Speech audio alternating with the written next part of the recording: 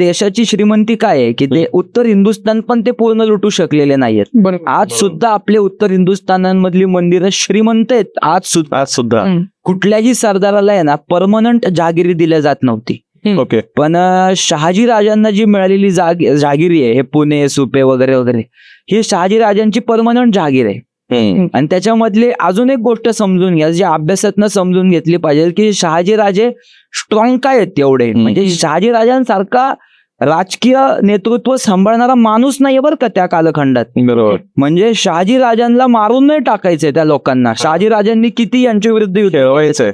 शहाजी राजांसारख्या एका शूर क्षत्रिय त्यांना त्यांच्या कक्षेत पाहिजे. याच्यासाठी आदिलशाही, कुतुबशाही, निजामशाही, इदाबशाही, बादशाहींवरचे मोगल आपापसात बाटतायत. ही शहाजी राजे आमच्याकडे पाहिजेत. शहाजी राजांना सगळ्या इस्लामी सत्ताधीशांनी ठरवलं की याला जर सह्याद्रीच्या आश्रयात ठेवलं तर हा सह्याद्रीचा आश्रय घेऊन निश्चितपणे आपल्या सगळ्यांना मारल. नमस्कार मंडळी. तर आज आहे आपल्यासोबत ऋत्विक कुलकर्णी. तर विषय काय, तर विषय खूप सुंदर आहे. शहाजीराजे कोण होते, शहाजीराजांनी शिवाजी महाराजांना कसं घडवलं, आणि शहाजीराजांचे ते पराक्रम, तो इतिहास आणि तेव्हाच्या त्या सगळ्या घडामोडी, हे अशा सर्व गोष्टींवर खूप सुंदर असा पॉडकास्ट झालाय. तर चला बघूया.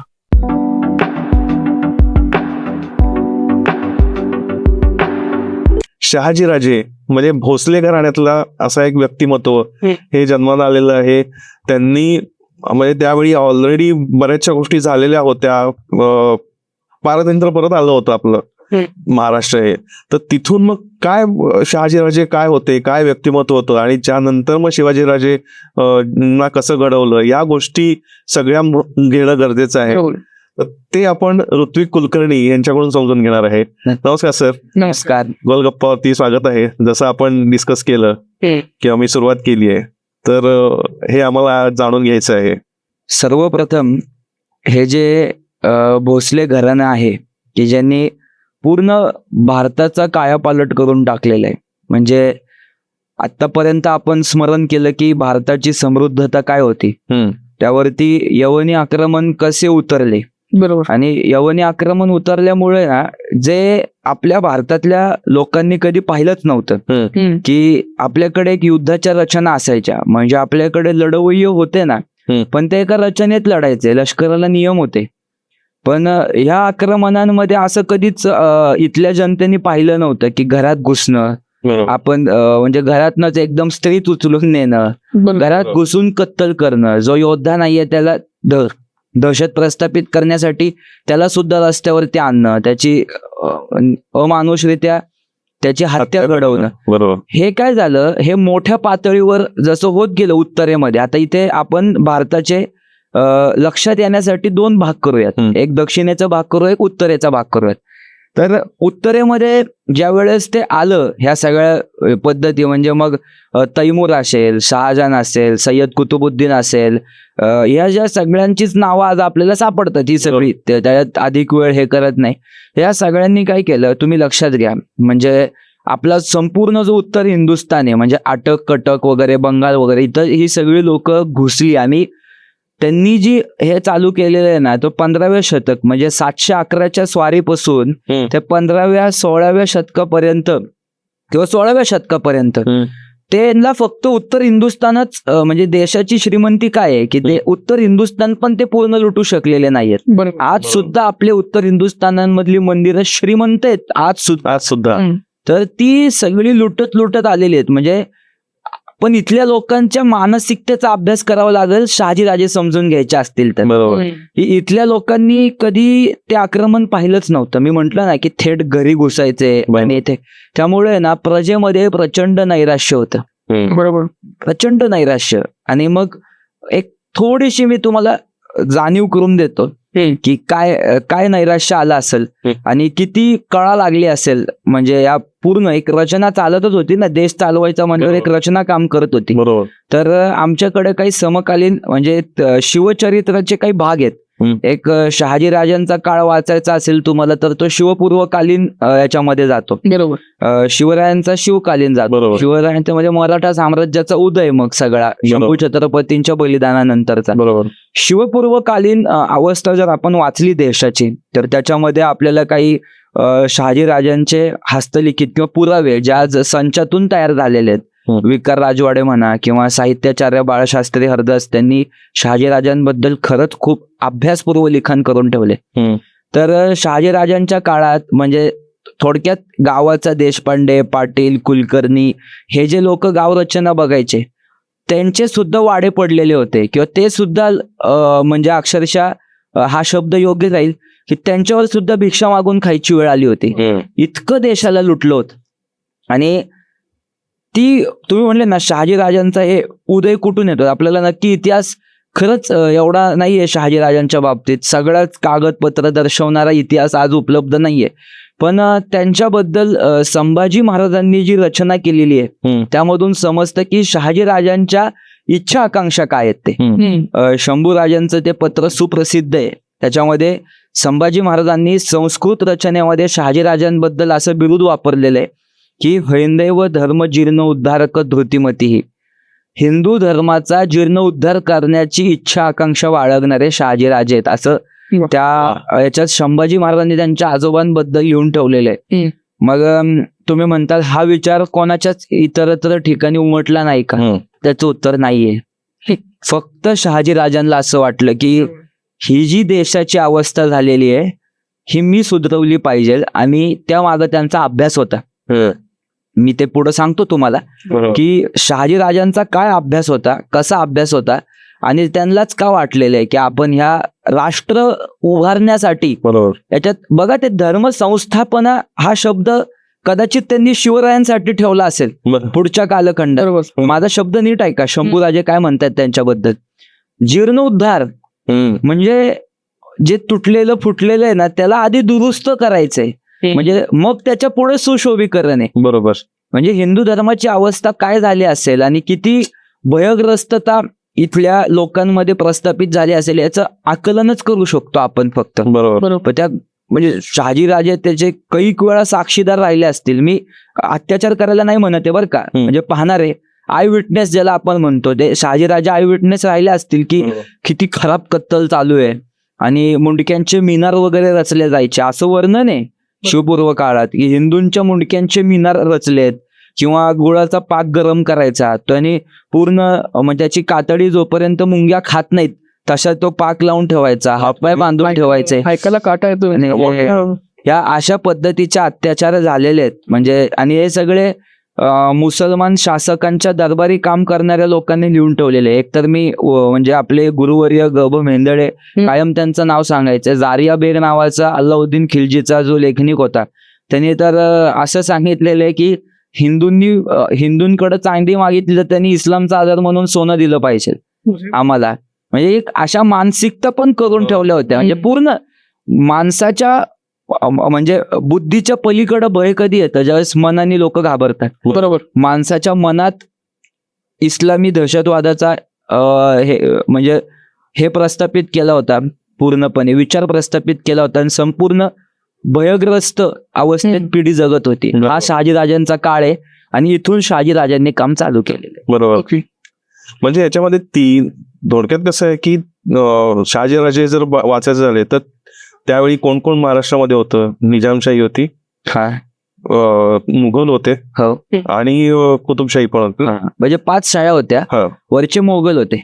आता तोही भाग समजून सांगतो की शहाजीराजांना मिळालेली जी म्हणजे आता याचा संदर्भ सांगतो आधी मी.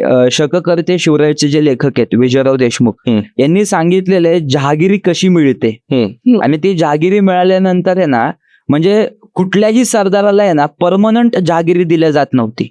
ओके. पण शहाजीराजांना जी मिळालेली जहागिरी आहे हे पुणे सुपे वगैरे वगैरे ही शहाजीराजांची परमनंट जहागीर आहे. आणि त्याच्यामधली अजून एक गोष्ट समजून घ्या जी अभ्यासातनं समजून घेतली पाहिजे की शहाजीराजे स्ट्रॉंग काय आहेत तेवढे. म्हणजे शहाजीराजांसारखा राजकीय नेतृत्व सांभाळणारा माणूस नाहीये बरं का त्या कालखंडात. बरोबर. म्हणजे शहाजी राजांना मारून नाही टाकायचंय त्या लोकांना. शहाजी राजांनी किती यांच्या विरुद्ध युद्ध ठेवायचंय. शहाजी राजांसारख्या एका शूर क्षत्रिय त्यांना त्यांच्या कक्षेत पाहिजे. याच्यासाठी आदिलशाही, कुतुबशाही, निजामशाही, इदाबशाही, बादशाहींवरचे मोगल आपापसात भांडतायत की शहाजी राजा आमच्याकडे पाहिजेत. आता त्यातही अजून एक गंमत आहे. काय आहे ते तुम्हाला सांगतोय. भोसले घराणं का ताकदीचं आहे किंवा शहाजी राजांच्या तलवारीचा धाक जो होता ना प्रत्येकाला, तर ती भातवाडीची जी लढाई आहे, त्याला काही जण भातवाडी म्हणतात, काही जण भातवाडी म्हणतात, अनेक जण शब्द वापरतात. तो माझा शब्द भातवाडीची जी लढाई आहे, म्हणजे एका वाक्यात सांगतो, खूप टॉपिक्स कव्हर करायचे आहेत म्हणून. बरोबर. शहाजी राजे स्वतः त्या युद्धात लढत होते आणि त्या युद्धाची चर्चा जागतिक दर्जावरती झाली. शहाजी राजांनी शत्रूच्या हाडामासाचा चिखल केला होता असं वर्णन आहे. बापरे. त्यामुळे शहाजी राजांच्या तलवारीचा डंका हा पूर्ण जगात गेला. माझा शब्द नीट ऐका, मी महाराष्ट्र भारत म्हणत नाहीये, जगात शहाजी राजांची चर्चा होती. ते तेवढं मोठं राजकीय व्यक्तिमत्व होतं. पण आता गंमत काय होती, जी जहागिरी महाराजांना मिळाली आहे ना, जुन्नर प्रांतापासून, म्हणजे जुन्नरला मोगलांच्या सीमोरेषा टेकल्या होत्या. हे सुपे वगैरे, हा जो पूर्ण सर्कल पकडा तुम्ही, तर प्रत्येक सर्कलवर कोणा ना कोणाच्या तरी सीमोरेषा होत्या आणि त्या सीमोरेषांच्या बरोबर मध्यभागी शहाजी राजांची जहागीर होती. मग कधी कुठला प्रदेश कोणी जिंकला तर तो त्याच्या आधिपत्याखाली जायचा. म्हणून शहाजी राजांचं जे आपण बघतो की कधी मोगलांकडे, कधी आदिलशाहीकडे, कधी निजामशाहीकडे, किंवा पण त्यातही शहाजी राजे हे इतर सरदारांसारखे लाचार नाहीयेत. हे आपण लक्षात घेतलं पाहिजे की निजामशाहीचं ते तर सुप्रसिद्ध कथा आहे, ते सगळ्यांनाच माहिती आहे. जे माहिती आहे ते सांगण्यापेक्षा जे माहिती नाही असते सांगूयात लोकांना. बरोबर. की जे मुलाला घेऊन निजामशाही परत प्रस्थापित करण्याचा प्रयत्न केला. बरोबर. म्हण लक्षात या सगळ्यांनाच कत्तल करून युद्ध नाही करायचं. त्यातली जी इदाबशाही आणि बादशाही आहे ना, ते व्यापार हातात घेत आहेत देशातला. म्हणजे ते पैसे कमवायच्या, देशातला पैसा ते हातात घेत आहेत. बरोबर. आदिलशाही किंवा मोगल किंवा हे लोक आहेत ना, हे इस्लाम प्रस्थापित करायला इंटरेस्टेड आहेत. आणि फायदा सगळा परकीयांचाच आहे इथे. तिथे शहाजी राजांना कुठेतरी वाटतंय की अशा सीमोरेषात जागीर मिळालेली आहे त्यांना, पण तिथे सारखे आक्रमण, राहणारी वस्ती सुखी नाहीये, किंवा लोकांमध्ये काम तरी कसं करायचं, एवढं नैराश्य आलेलं आहे. खावया अन्न नाही, पांघरावया वस्त्र नाही, अशी अवस्था आहे. आणि इतक्या कठीण अवस्थेमध्ये शहाजी राजांच्या मनात आहे की आपण देशाचं विलक्षण, जे क्षत्रियाचं कर्तव्य आहे की देशाचं कार्य करायचं किंवा देशरक्षण करायचं, देशाची संस्थापना एका रचनेत करायची, हे फक्त उभ्या देशात, माझा हे खूप अभ्यासपूर्व विधान आहे, फक्त हे उभ्या देशात, म्हणजे देवगिरी, इंद्रप्रस्थ, चित्तोड, या सगळ्या ज्या मोठ्या मोठ्या शाळा होत्या, म्हणजे खालचं विजयनगर शिल्लक होतं त्यावेळेस, तिथं आक्रमण नव्हतं झालं. या सगळ्या शाळांमधल्या सुद्धा मोठ्या मोठ्या सरदारांना जे वाटत नाहीये ना, ते शहाजी राजांना वाटतंय की मी देशाची संस्थापना केली पाहिजे, असं गणित आहे. मग आता रणनीतिकार म्हणून आपण कसं बघतो शहाजी राजांकडं ना, लक्षात घ्या तुम्ही, युद्धाचे 2 प्रकार असतात. ज्यावेळेस रणनीतिकार हा शब्द आपल्याला आठवतो ना, त्यावेळेस निश्चितपणे ज्याचा अभ्यास आहे त्याला एक चेहरा आठवणार सगळ्यांच्या आधी, ते म्हणजे भगवान श्रीकृष्ण. म्हणजे भगवान श्रीकृष्णांची जी इच्छा, आकांक्षा, लढवय्यापणा जो आहे, म्हणजे त्यांनी आधीच सांगितलं होतं, न धरी शस्त्र करी सांगेल गोष्टी युक्तीच्या 4. तर शहाजी राजांचा जो कालखंड गेलेला आहे ना, त्यांच्यासोबत जिजाऊमा साहेब आहेत. आणि जिजाऊमा साहेबही तेवढंच महत्वाचं अंग आहे शहाजी राजांच्या चरित्रातलं. तर ते इतकं सुंदर अंग आहे ना की शहाजी राजांकडं सारखा त्यांनी हट्ट धरलेला आहे. की एखादी पत्नी काय हट्ट धरते, हे पाहिजे, ते पाहिजे, बंगला पाहिजे, गाड्या पाहिजे, म्हणजे हे सगळ्या लक्झरियस याच्याकडे बायकांचा जास्त ओढा असतो. पण जिजाऊमा साहेब ह्या फार वेगळ्या आहेत. आणि इतर ज्या 2 पत्नी आहेत शहाजी राजांच्या, त्यांच्यासारखं नाही. म्हणजे मी कोणाच्या चरित्रावर येत आहे, पण जिजाऊमा साहेबांचा सातत्याने आग्रह राहिलेला आहे की तुम्ही हिंदवी स्वराज्य उभारा. म्हणजे त्यांच्या त्या दोघांच्या मनात जी आग आहे, ही आगच शिवरायांमध्ये उतरली ना. बरोबर. तुम्ही म्हणले रणनीतिकार, याचं मी अचूक उत्तर देतो तुम्हाला. म्हणजे काय आता त्याच्यामध्ये आहे की माझ्या वाचण्यामध्ये ज्यावेळेस मी शिवपूर्व काळ अभ्यासत होतो, त्यावेळेस शहाजी राजांना सगळ्या इस्लामी सत्ताधीशांनी ठरवलं की याला जर सह्याद्रीच्या आश्रयात ठेवलं तर हा सह्याद्रीचा आश्रय घेऊन निश्चितपणे आपल्या सगळ्यांना मारेल. कारण शहाजीराजांना मारणं खूप अवघड होतं. त्यांना तुम्ही हातच लावू शकत नव्हते, ते कुठेही गेले तरी. आणि परत त्यांचं राहणीमान, म्हणजे त्यांच्या राहणीमानाची पण एक वेगळी चर्चा होईल की ते एवढं रॉयल राहायचे, म्हणजे एवढं राजेशाही थाट असायचा. मी एका वाक्यात सांगतो, याच्यात मी अतिशयोक्ती सांगत नाहीये. शहाजीराजे हे सरदार जरी असले किंवा ते एक स्वयंभू देशरक्षण करणारं क्षत्रिय व्यक्तिमत्व आहे, हा शब्द माझा आहे शहाजीराजांसाठी. तर दिल्लीच्या तख्तावर बसणारा जो कोण सुलतान असेल ना, त्याचे जे ऐश्वर्य संपन्न आयुष्य असेल ना, तेवढी ऐश्वर्य संपन्नता शहाजीराजांच्या जीवनात होती. एवढ्या थाटात शहाजीराजे राहत होते. म्हणतात ना की एखादा खूपच त्यांना म्हणजे उठवण्यासाठी शहाजीराजांना 2 हत्तीची मानवंदना असायची. सोन्याच्या परातीत तूप टाकून त्याच्या चेहरा बघायचे शहाजीराजे रोज. त्यांचे देवीच्या महादेवांच्या मोठ्या मोठ्या पूजा त्या कालखंडात व्हायच्या. आणि मग ते बंगळुरूला गेल्यामुळं आता रणनीतिकार त्यांच्यातले कसे पुढे आले ते सांगतो मी तुम्हाला. की हे अंगच कधी लोकांना कळलं नाहीये आपल्या, हे कळालं पाहिजे, हे खूप महत्वाचं आहे. आणि या सगळ्यांमध्ये विजयनगरच्या जे काही म्हणजे हिंदूंची न्यायव्यवस्था शिल्लक होती. तर शहाजीराजांनी एक गोष्ट काय बघितली की इथे जे छोटे छोटे मनसबदारी भेटली, तर इथले लोक काय करतायत, इस्लामी चिन्हांना आपला आदर्श मानतायत. त्यांच्या दरबारात ते हिंदू आहेत, पण त्यांच्या दरबारात सुद्धा कुराण आणि कलमा वाचल्या जात आहेत, नमाज पडली जात आहेत आणि त्याच्या आधारे शासन केले जाते. तर शहाजीराजांच्या लक्षात आलं की विजयनगरचे हे जे साम्राज्य आहे ना, याचे पुरावे उपलब्ध आहेत. हे जे मी जे सांगतोय त्याचे आज आपल्याकडं हस्तलिखित अभ्यासू संदर्भ ग्रंथांमध्ये आलेली जी माहिती ते मी तुम्हाला सांगतो. बरोबर. तर ते विजयनगरच्या साम्राज्यामध्ये त्यांनी पाहिलं की इथं हिंदू संस्कृती जिवंत आहे, इथं हिंदू न्याय व्यवस्था जिवंत आहे. आणि त्यामध्ये मग शहाजीराजांनी ना तिथे एक एक व्यक्ती निवडलेला आहे. की जसं आपल्या कसबा पेठेत राहणारे ठकार जे आहेत, ते ठकार विजयनगरच्या साम्राज्याचे नीतिशास्त्रज्ञ आहेत, त्यांना नीतीचे जाणकार आहेत ते. मग शहाजीराजांनी बंगळुरूवरनं त्यांना इथं पाठवलेले. बरोबर. आणि मग ते कसबा गणपतीचे पुजारी झाले. आणि मग असे शहाजीराजांनी प्रत्येक माणूस निवडलेला आहे तिथून. म्हणजे अर्थव्यवस्था उद्या स्थापन करायची असेल तर कोणाची निवड करावी लागेल, न्याय व्यवस्था, समाज व्यवस्था. म्हणजे शेवटी शिवाजी महाराजांसोबत ज्या वेळेस शहाजीराजांनी बंगळुरूला महाराज जात असतात, 7-8 वर्षांचे होते त्यावेळेस त्यांचं येणं जाणं, वडिलांचा निवास तिथे म्हणल्यावर येणं जाणं असणारच महाराजांचं. तर शिवाजी महाराजांसोबत म्हणजे शहाजीराजांनी ही सगळी लोक दिलेली आहेत. म्हणजे जणू काय त्यांचं अष्टप्रधान मंडळ तयारच आहे, मंत्रिमंडळ तयारच आहे.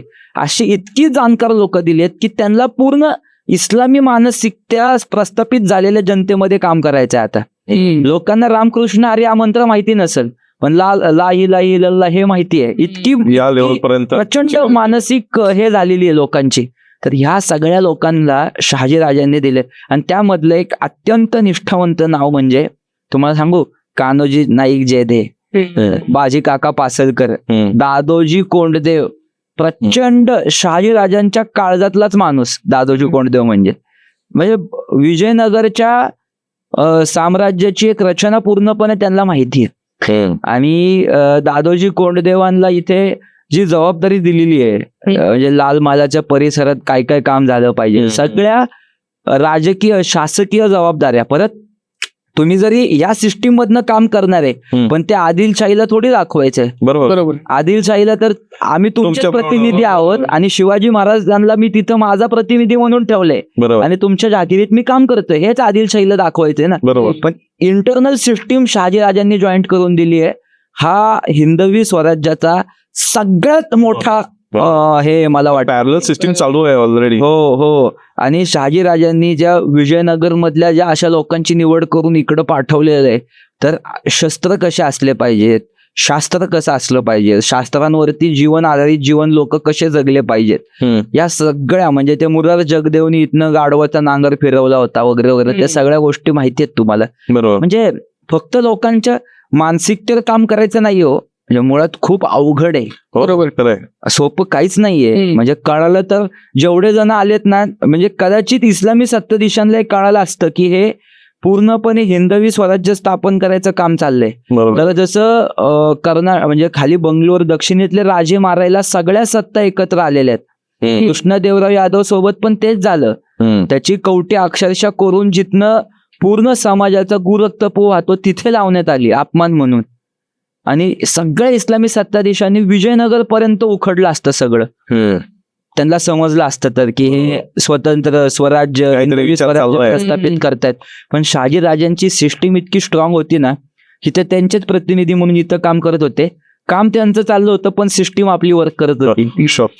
हे शहाजी राजांचं योगदान आहे. आणि आपण का बरं ह्या इतिहासावर पडदा टाकलाय मला तेच वाटतं की गोलगप्पाचे तर खरं आभार मानले पाहिजेत की ते शहाजी राजांचं असं अंग प्रस्थापित करतायत. बरोबर आहे. रणांगणावर संस्कार आणि अनुभव याचं जे मिश्रण होतं हे किती महत्वाचं ठरलंय.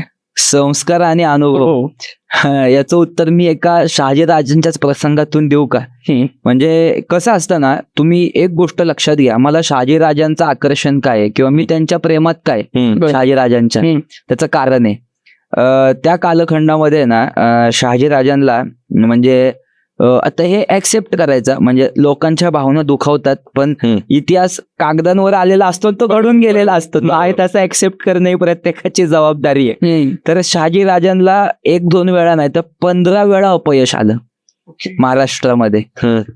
तुम्ही एक गोष्टीचा कधी आकलन करा किंवा आज सुद्धा अभ्यास करा, ज्या माणसाला आयुष्यामध्ये राजकीय अपयश येतं ना तो माणूस पूर्ण संपून जातो बरं का. मानसिक माणूस काही पचवू शकतो पण जो एखादा माणूस जर राजकीय व्यक्तिमत्व आहे आणि त्याला जर राजकीय अपयश आलं तर तो माणूस संपून जातो. बरोबर, संपून जातो. म्हणजे बघा तुम्ही सतत निवडून येणारे आमदार खासदार पण एखाद्या टर्मला हल्ले किंवा पडले तर त्यांचं जीवन अस्थिर होऊन जातं पूर्ण. बरोबर. काय माहिती तो राजेशाही परंपरेला मिळालं वरदान आहे की काय, म्हणजे ते तुम्ही विचार करा त्याचा सगळा. पण शहाजी राजांना 15 वेळा अपयश आलेलं आहे पण शहाजी राजे कधीच थकलेले, दमलेले, थांबलेले, खचलेले, मला ते करायचंय. म्हणजे शिवाजी महाराजांना समर्थांनी पुढे जाऊन जे निश्चयाचा महामेरू जे म्हटलेलं आहे ना त्यांच्यामध्ये जो निश्चयाचा अर्क कुठनं उतरला असेल तर तो शहाजी राजांकडनं उतरलाय. सही. आणि निश्चयाचा महामेरू जे शिवरायांना म्हटलंय ना ते शहाजी राजे तेवढे निश्चयी आहेत. अरे म्हणजे हे बोलणं सोपं आहे पण 15 वेळा किती खर्च झाला असेल, किती उलटपालट झाली असेल, शरीराची अवस्था काय झाली असेल आणि त्याहून पलीकडे म्हणजे मानसिकता काय झाली असेल शहाजी राजांची. मग तुम्ही म्हटले ना तुमच्या आता प्रश्नाचं उत्तर इथे की शिवाजी महाराज असंच घडलेलं आहे पूर्णपणे. या सगळ्या रचना उभ्या केल्यानंतर बंगळूरला शहाजी महाराजांनी शिवाजी महाराजांना भगवा ध्वज दिलेला आहे. आणि ते म्हणतात की वडील एखाद्या पद्धतीने आपल्या मुलाला म्हणजे जीवनाची दीक्षा देतो ना, आज मी तुला जगायचं कशासाठी हे शिकवणार आहे, जीवन कशासाठी जगायचं. आणि शहाजीराजे शिवाजी महाराजांना हिंदवी स्वराज्याचा 2 पाती भगवा ध्वज देत आहेत आणि त्याच्या मागची सगळं सांगतायत. ते एक सावरकरांनी गीत लिहिलंय, अखिल हिंदू विजय ध्वज हा उभारूया पुन्हा. आणि त्या ध्वजासाठी रामांच्या मागचे कष्ट, कृष्णांच्या मागचे कष्ट, अनेक झालेल्या शालिवाहनाचे कष्ट, म्हणजे जे जे मोठे मोठे राजे झाले त्या राजांनी या ध्वजासाठी काम केलंय. आज या ध्वजाचं नामोनिशाण नाहीये.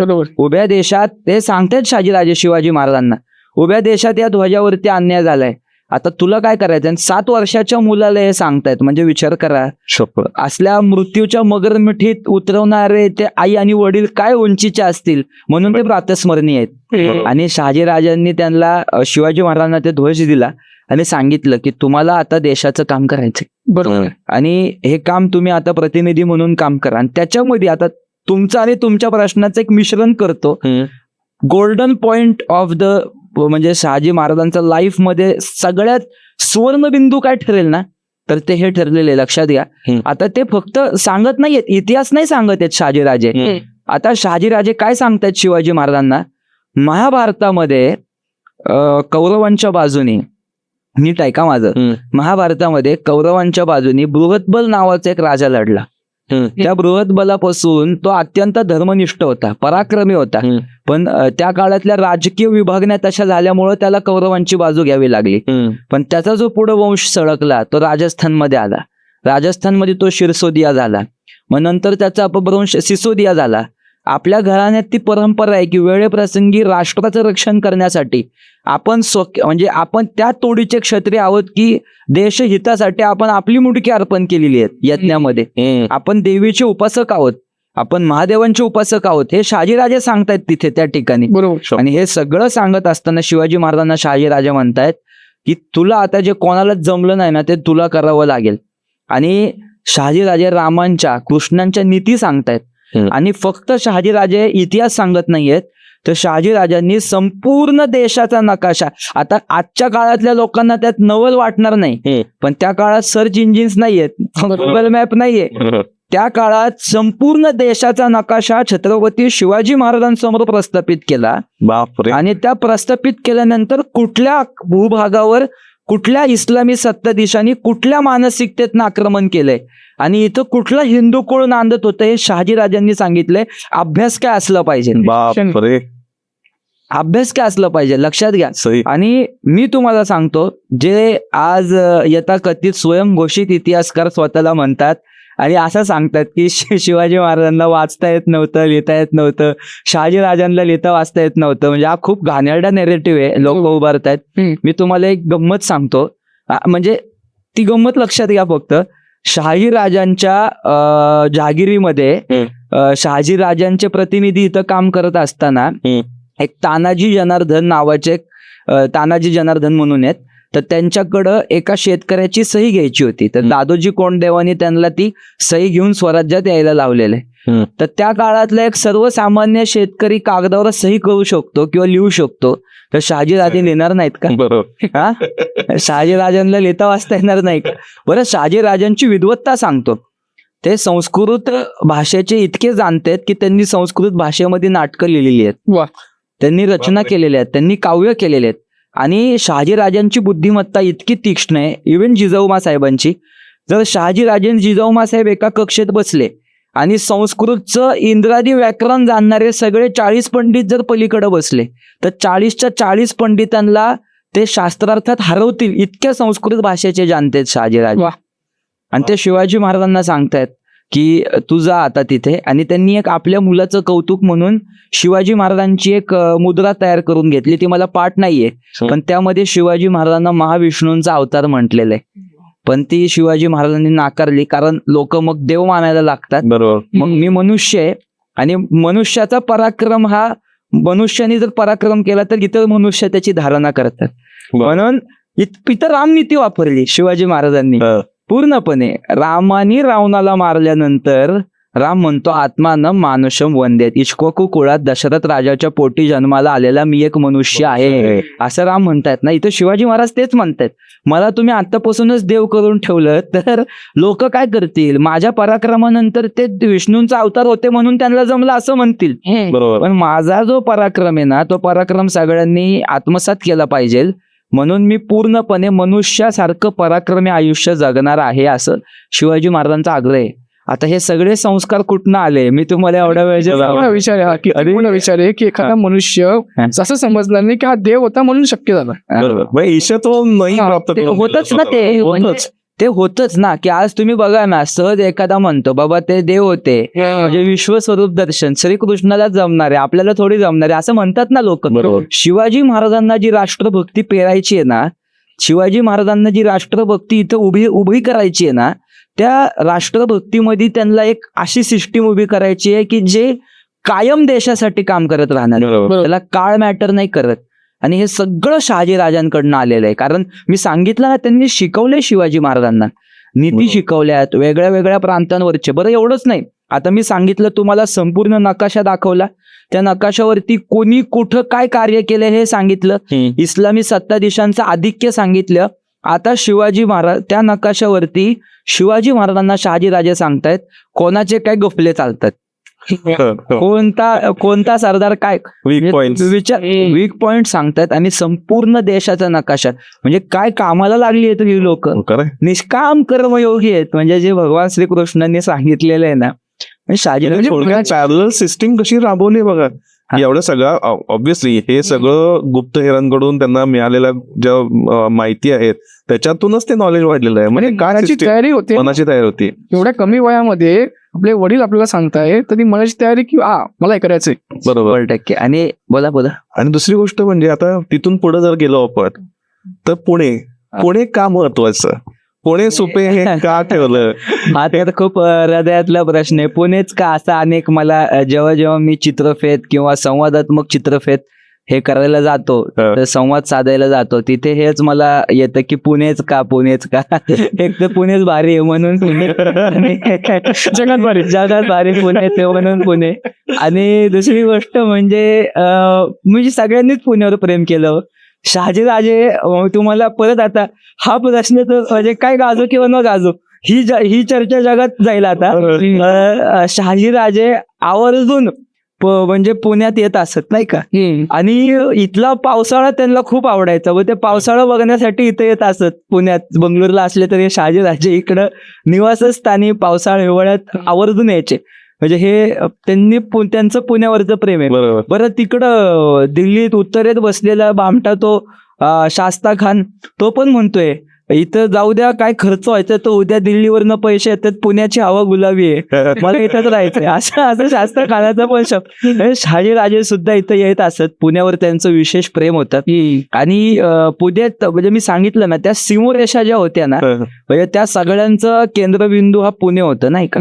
आणि ह्या पुण्यात शहाजीराजे म्हणा किंवा शिवाजीराजे म्हणा किंवा यांना या लोकांच्या म्हणजे जे शिवाजी महाराजांचे तर पवित्र पाऊल ठसे इथं उमटले. बरोबर. आणि या पुण्यामध्ये किती आठवणी आहेत शिवाजी महाराजांच्या. बरोबर आहे. ते लहान असताना आहे ना ते किल्ले करायचे आणि जिजाऊमा साहेब बघायच्या की मला जे अपेक्षित आहे ते बी इथं उतरलंय का पूर्णपणे. बरोबर. तर ते म्हणजे ते किल्ले करायचे. किंवा आम्ही आज म्हणजे मोगल मारले, पाचशा झोपवल्या, हिंदूंचं राज्य निर्माण झालं, अशा त्यांच्या म्हणजे लहानपणी जे खेळ असतात ना ते हे सगळे असे खेळायचे नाही का, असं वर्णन आलेलं आहे इतिहासामध्ये.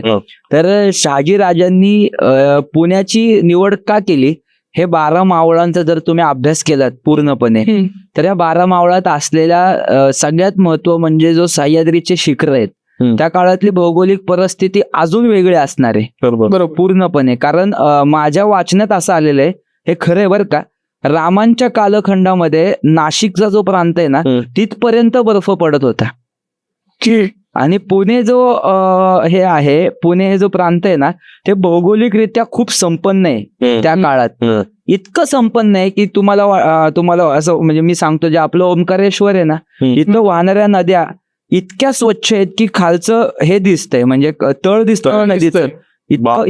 इथलं पाणी पहिल्यापासून गोड, इथले वारे सुंदर, इथं सगळं सुंदर, आणि इथं शहाणपणा पण आहे ना, त्यामुळं म्हणून इथे मला वाटतं स्वराज्याची मेघ उभारण्याची काम. आणि सगळ्यात मोठी क्रांती अशी झाली की जिजाऊमा साहेबांनी इथं सोन्याचा नांगर जो फिरवला ती एक जगविख्यात गोष्ट झाली ना. बरोबर. सोन्याचा नांगर फिरवणं म्हणजे काय सोपं नव्हतं. इथली भूमी पवित्र करून घेतली, गणपतीची स्थापना केली, ज्ञानेश्वर, हे सगळं शहाजीराजांच्या मनातल्या गोष्टी आहेत बरं का. हे लोक काम करतात त्याच्यावर. शहाजीराजांना असं वाटलं की अरे ज्ञानेश्वर महाराजांच्या समाधीला पण आता एवढ्या दिवस दीप नैवेद्य नव्हता, मग तो दीप नैवेद्य भोसले घराने चालू केलंय. शहाजीराजांच्या देखरेखीखाली हे सगळं घडलं, म्हणून पुण्याची निवड झाली नाही का.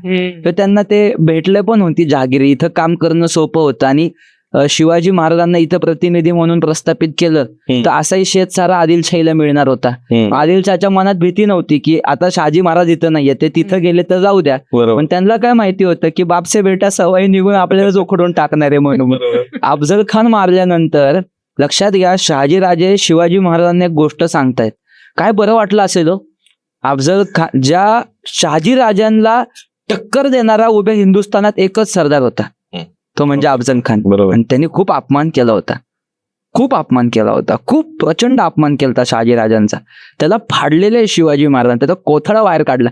शहाजीराजांना किती बरं वाटलं असेल, काय कौतुक वाटलं असेल, काय कौतुक दाटून आलं असेल शिवरायांबद्दल. ते आपण ते भाव नाही समजू शकत, आपण त्याचं फक्त वाचन करू शकतो असं. आता अजून एक गोष्ट इथं लक्षात येते की ठीक आहे, सुरुवातीला पॅरलल सिस्टीम हे केली आणि लोक म्हणजे आदिलशाहीला वगैरे कळत नव्हतं की आपल्या विरोधात ह्या गोष्टी होत आहेत. पण नंतर जेव्हा थोरले संभाजीराजे आणि शिवाजीराजे हे जसे जसे मोठे व्हायला लागले तसं थोडंसं त्यांचं साम्राज्य पसरायला लागले, स्वतःच्या गोष्टी करायला लागले. पण तेव्हा पण त्यावेळी विजापूरला शहाजीराजे होतेच. हो. बरोबर. खबरा येत होत्या की बाबा शहाजीराजांची दोन्ही मुलं थोडक्यात त्यांच्या दृष्टीनं बंडखोरच. बरोबर. मग त्यावेळेला सिच्युएशन ह्यांनी हँडल कशी केली असेल? बंडखोर जे म्हटलंय ना ते शिवरायांना म्हटलेलं आहे, कारण बंगलोरमध्ये शहाजीराजांच्याच देखरेखीखाली संभाजी महाराज काम करत होते म्हणून. आणि ते बाप वेडे होते, आई वेडे असतात ते बाप वेडे होते. आणि सगळ्यात महत्वाचं म्हणजे या सगळ्यांमध्ये म्हणजे शिवरायांनी जे पुढं रेख हे केलेली आहे किंवा सातत्याने बंडखोर किंवा हे, मग हीच तर राजनीती होती ना की आदिलशाहीला पण शहाजीराजांना मारता येत नाहीये.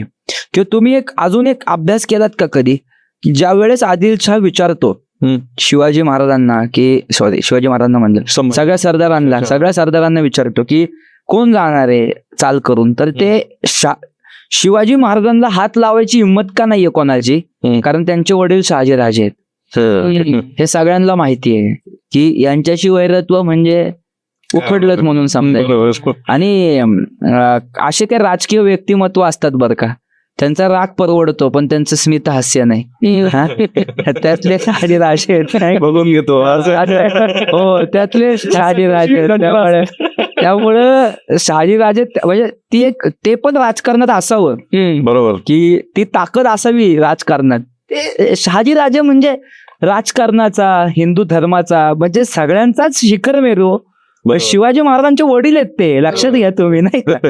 हा, शिवाजी महाराजांचे वडील आहेत ते, म्हणजे ते त्या अनुषंगाने ते जीवन जगत असतात. बरोबर, तुम्ही लक्षात घ्या. म्हणून तो जो ते परत कारण तेच आहे की शहाजीराजांची अप्रतिम असलेली बुद्धिमत्ता. बरोबर. आणि त्या बुद्धिमत्तेला कोणाला टक्कर द्यायची हे नव्हती, मग त्याच ताकदीचा सरदार उभा केला ना. बरोबर. आणि तो अफजल खान. आणि दुसरी गोष्ट म्हणजे अजून एक गोष्ट अभ्यासण्यासारखी यामध्ये की शहाजी राजांना आपल्याकडं पण ठेवायचंय, कारण त्यांची ताकद वापरायची आहे. कारण नाहीतर मग शहाजीराजे कदाचित शिवाजी महाराजांना कुठल्या छोट्या मोठ्या सरदारांनी काही केलं तर थेट त्या सरदारावर आक्रमण करू शकतात. आणि ते आक्रमण आदिलशाहीवर आक्रमण येतं. बरोबर. आणि आदिलशाहला मध्ये येता येणार नाहीये. बरोबर. कारण शहाजीराजे गेले तर खूप काहीतरी गेलं आपल्यातलं, मग आपली पॉवर कमी झाली किंवा आपला पक्षच दुर्बळ ठरला. मग त्या ठिकाणी ही जी राजकीय भीती आहे ना या सगळ्यांच्या मनामध्ये, ती शहाजीराजांनी निर्माण केलेली आहे. असेच शहाजीराजे बघा, सगळ्या प्रेमातच पडतील शहाजीराजे. म्हणजे थोडक्यात असं आहे की बाबा आदिलशाहीला शहाजीराजे सोडवत नाहीयेत. बरोबर. पण ते पोरं दोन्ही जी आहेत ती आपल्या कुरापती काय थांबवत नाही. म्हणजे धरलं तर सोडतंय आणि ते म्हणतात ना, पकडलं तर चावतंय, धरलं तर सोडतंय, अशी परिस्थिती निर्माण करून ठेवली होती. आणि ती फार मोठी गोष्ट होती. म्हणजे लबाड इस्लामी सत्ताधीशांसोबत असा वर्ताव असणंच गरजेचं. अशी लबाडी करणं म्हणजे ही धर्म अधिष्ठित लबाडी असं म्हणता येईल. म्हणजे आपल्याकडे ना सद्गुण विकृती नाहीये बरं का.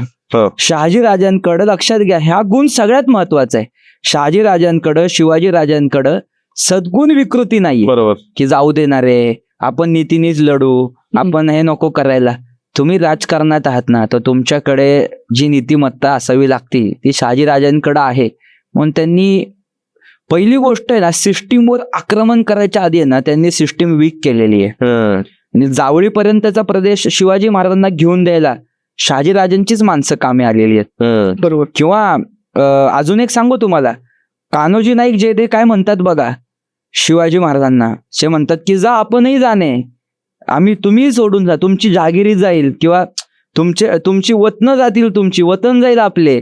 तर ते काय म्हणतात जे ते तिथे ऐकलं का तुम्ही? ते म्हणतात यासाठी तो आम्ही महाराज साहेबांना शब्द दिला होता का.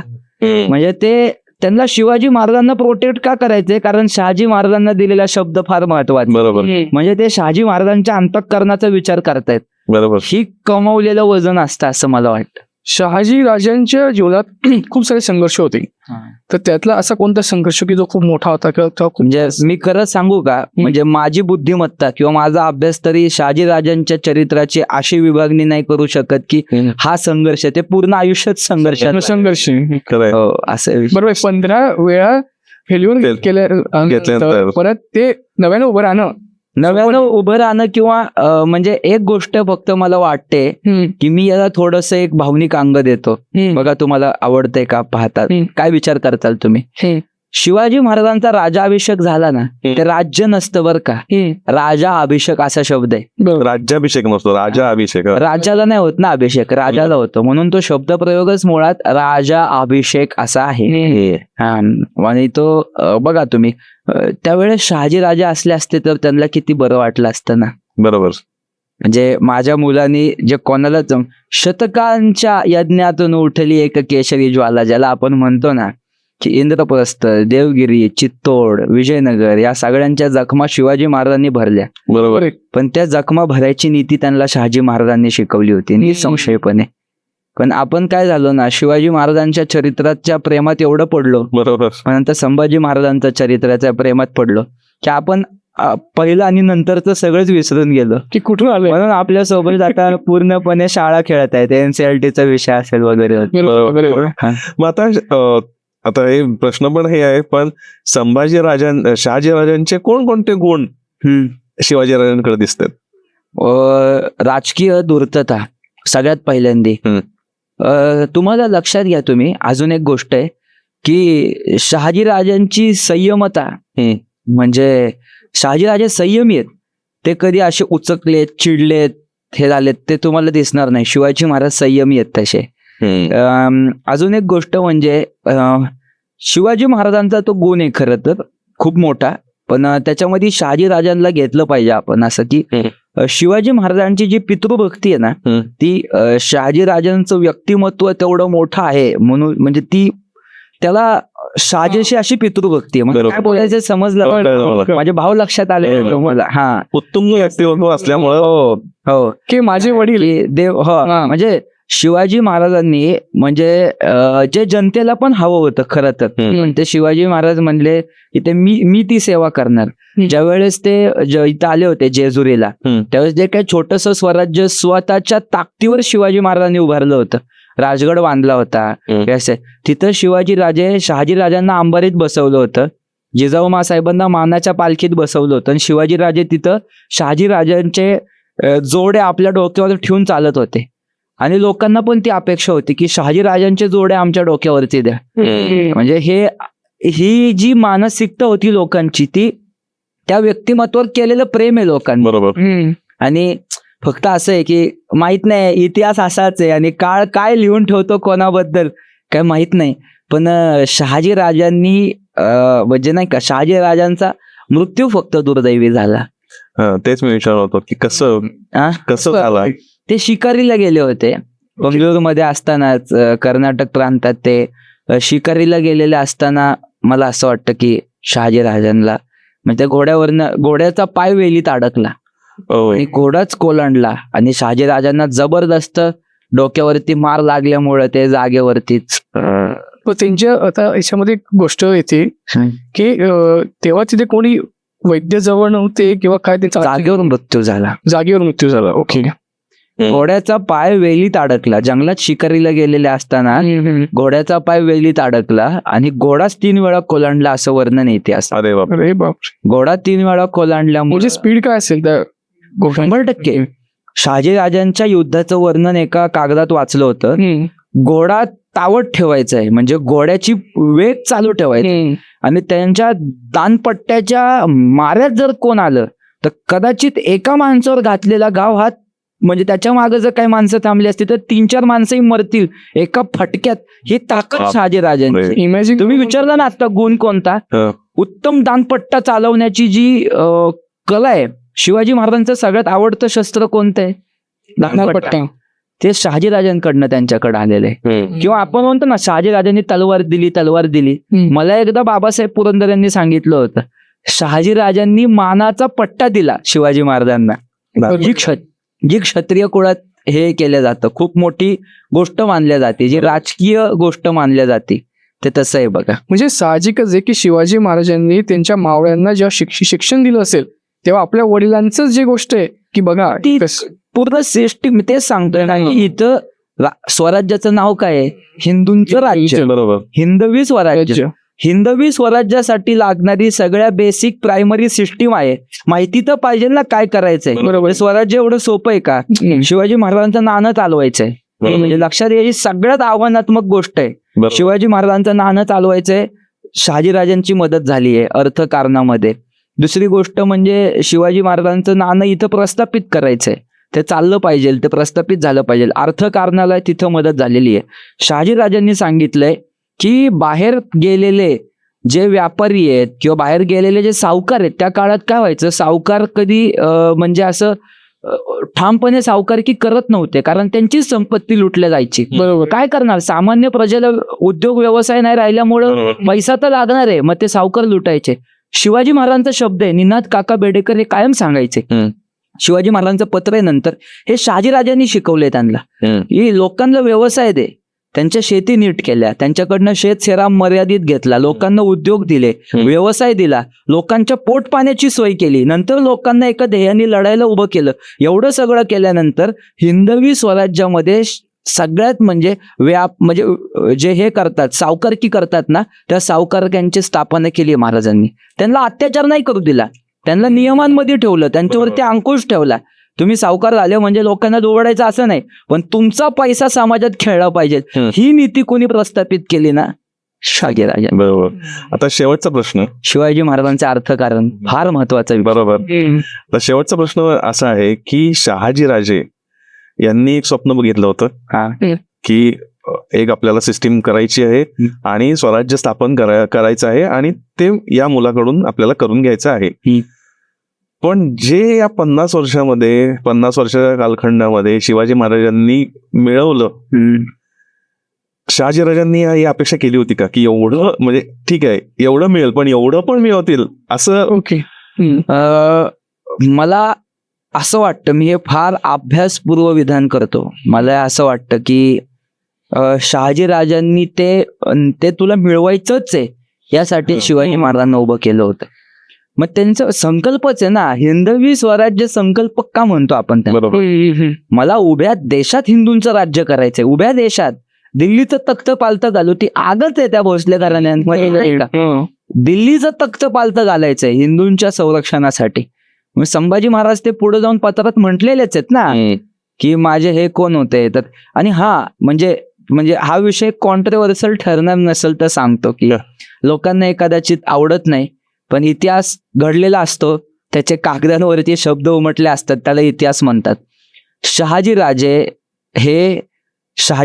हे प्रचंड वेद, धर्म, पुराण म्हटलं मी, पुराण कथा, रामायण, महाभारत आणि ब्रह्म जाणणारा ब्राह्मण, माझे शब्द नीट घ्या ना, ब्रह्म जाणणारा ब्राह्मण म्हणजे कलमा वाचणारा ब्राह्मण नाही. ज्या काळात जे की ब्राह्मण ते करत होते, बरोबर, म्हणजे अक्षरशः पैसे पाहिजेत म्हणून इस्लामीकरण करून इतकी वेगळ्या वेगळ्या गुलामगिरी रुजल्या होत्या. ब्रह्म जाणणाऱ्या ब्राह्मण आणि गोमाता याचं रक्षण करणं, याच्यासाठी मग कुठल्याही प्रसंगी आम्ही जीव देऊ, ही संकल्पना शहाजीराजांची आहे. किंवा शिवाजीराजा अनेक वेळा म्हणतात ना, गोधर्माचे व देवा ब्राह्मणांचे अपेक्षित राज्य जे आबासाहेबांना हवंय ते आम्ही निर्माण करतोय.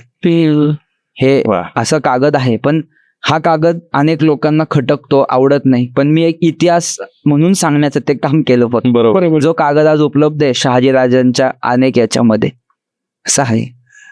तर मंडळी, आता आपण या पॉडकास्टमध्ये शहाजीराजे हे व्यक्तिमत्व जे एवढ्याशा पॉडकास्टमध्ये सीमित होऊ शकत नाही, पण आपण ते प्रयत्न केलेला आहे की समजून घेण्याचा की बाबा हे व्यक्तिमत्व काय होतं. आणि हे दिसतंय किंवा शहाजीराजांनीच एवढं उत्तुंग आपल्याला करायचं आहे हे ऑलरेडी त्यांना सांगून ठेवलं होतं शिवाजीराजांना, आणि ते त्यांनी कार्य चोखपणे म्हणजे पूर्ण केलेलं आहे असं आपण आता जर इतिहास बघता तर हे म्हणू शकतो.